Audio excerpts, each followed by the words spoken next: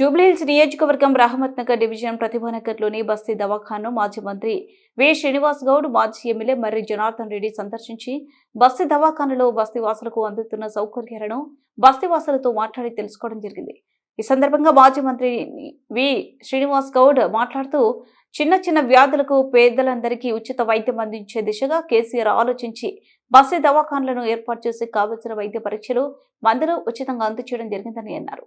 కాంగ్రెస్ ప్రభుత్వంలో బస్తీ దవాఖానలకు సుస్థి అయిందన్నారు. సరైన మందులు పంపిణీ చేయడం లేదని, అందులో పనిచేసే వైద్యులకు, నర్సులను సుమారు 3 నుండి 6 నెలల వేతనాలు అందించలేదన్నారు.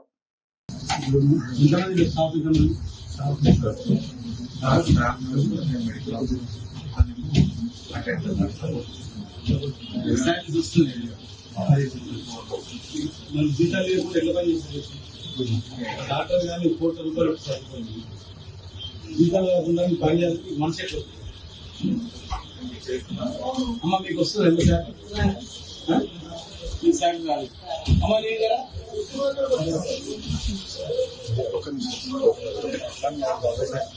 నీకు సపోర్టింగ్ స్టాఫ్ జీతాలు వస్తాయా ఎందుకు లేదు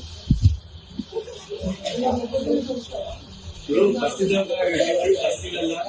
ఏ రోగులు కాకుండా ఇబ్బంది కలుగుతుందా ఇమ్మీడియట్ గా ఆకులు ప్రాబ్లం వచ్చినా జ్వరం వచ్చినా ఎమర్జెన్సీ అయినా ఇమ్మీడియట్ గా ఏదైనా ఉపయోగపడుతుంది బస్సు దవాఖాన బస్సు దవాఖాన పెట్టిన తర్వాత మీకు జీతాలు చేయకపోతే ఎట్లా నడుస్తుంది వడ్డీకి వచ్చి పెట్రోల్ అనుకో మరి నడుస్తుందా పెట్రోల్ దాకా మందులు నిన్న వచ్చినాయి విషయం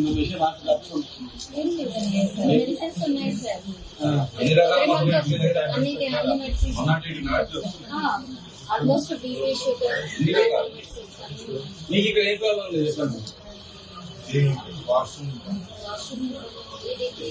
అంటే మాగంటి గోపాల్ గారు మొత్తం కట్టించినాక నీళ్లు పెట్టిండ్రు. ఆ నీళ్లు మెయింటైన్ చేయడానికి అది లేదు. నీళ్లు బకెట్లు తెచ్చుకోవాలి.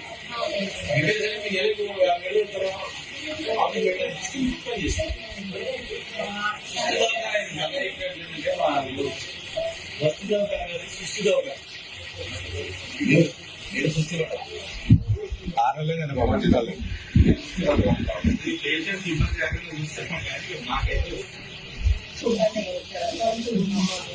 పండుగ చెక్ చేసేది